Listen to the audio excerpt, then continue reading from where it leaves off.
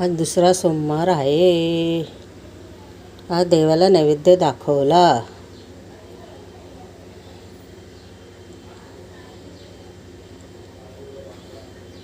देवाला नैवेद्य दाखवला. वरण भात, बटाट्याची भाजी, चपाती. देव बघा खातो का? देव वासाचा भुकेला आहे. सगळं आपणच खातो. देवाला नैवेद्य दाखवायचा.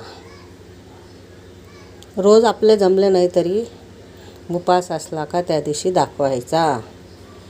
त्या दिवशी कांदा लसूण टाकायचा नाही. देवाला नैवेद्यासाठी अशी साधी मिरची घालून भाजी करायची.